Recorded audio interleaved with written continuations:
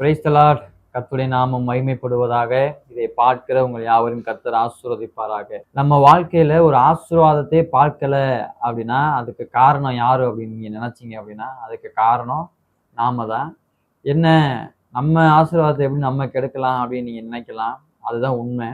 உதாரணத்துக்கு நான் ஆதியாகமம் 19வது அதிகாரத்துல நீங்க எடுத்து வாசித்து பாருங்க. அங்கே சோதன் பட்டணம், அதாவது பாவம் நிறைந்த பட்டணம் ஒன்று இருக்குது. அதுல ஆபிரகாமுடைய சகோதரர் உள்ள குடியிருக்கிறாங்க. குடியிருக்கும் பொழுது தேவன் அந்த பாவத்தை பார்த்து அந்த பட்டணத்தை அழிக்கணும் என்று முடிவெடுத்து விட்டாங்க. அப்படி முடிவெடுத்த நேரத்துல ஆபிரகாமோட சகோதரர் அங்க இருக்கும்போது தூதர்களை அனுப்பி அந்த குடும்பத்தை என்ன பண்றாங்க, வெளியே கொண்டு வராங்க. அப்படி வெளியே கொண்டு வரும்போது ஆண்டவர் லோத்துக்கு நிபந்தனை வைக்கிறார். என்ன நிபந்தனை அப்படின்னா, உன் உயிர் தப்ப நீ என்ன பண்ண, அந்த மலைக்கு ஓடிப்போ அப்படின்னு சொல்றாரு.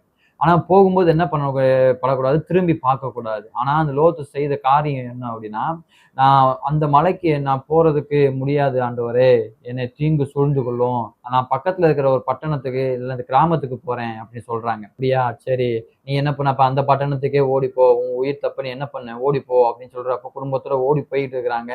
ஆண்டவர் அந்த பட்டணத்தை, சோதோம் பட்டணத்தை அழித்து கொண்டு இருக்கிற வேளையில லோத்தோட மனைவி என்ன பண்ணிடுறாங்க அப்படின்னா, ஆண்டவர் சொல்லை கேளாமல் திரும்பி பார்த்துறாங்க.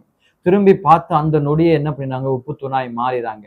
இதுல இருந்து நான் என்ன உங்களுக்கு சொல்ல வரேன் அப்படின்னா, நம்முடைய வாழ்க்கையில தேவன் நம்மளை ஆசீர்வதிக்கிறதுக்கு காரணம் நாம தான் அப்படின்னு நான் எதுக்கு சொன்னேன் அப்படின்னா, அவருடைய வார்த்தையை நம்ம கேட்காம போனதுக்கு தான். ஆதாம் ஏவாள் நீங்க எடுத்து பார்த்தீங்க அப்படின்னா, அந்த கனியை நீங்க என்ன பண்ணக்கூடாது, புசிக்க கூடாது அப்படின்னு ஆண்டவர் சொல்றார்.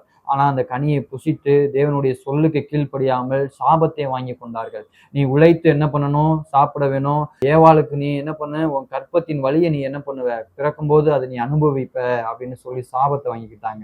இந்த வேளையில இதை பார்க்கிற நீங்கள் கர்த்தருக்கு உங்களுக்கு என்ன சொல்றாரோ அதன்படி நீங்க செய்தீங்க அப்படின்னா தேவன் உங்களை ஆசீர்வதிக்க வல்லமை உள்ளவராக இருக்கிறார். அந்த ஆசீர்வாதத்தை யாராலும் தடை செய்ய முடியாது.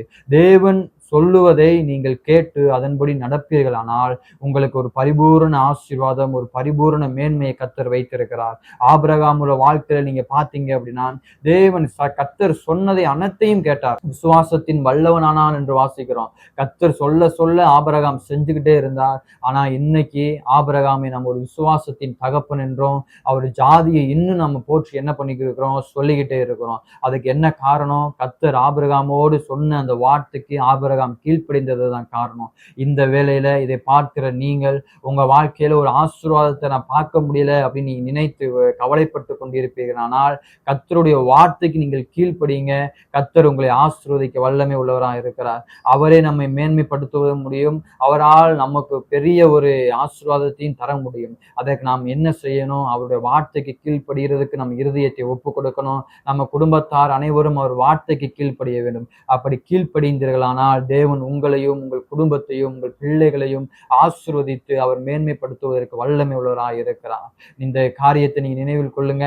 தொடர்ந்து அவர் சொல்றத, வேதத்தில் இருக்கிற வசனத்தின் மூலம் அவர் சொல்ல நீங்க கேளுங்க. கர்த்தர் உங்களை பரிபூரணமாய் ஆசீர்வதிக்க வல்லமை உள்ளவர். ஆமென்.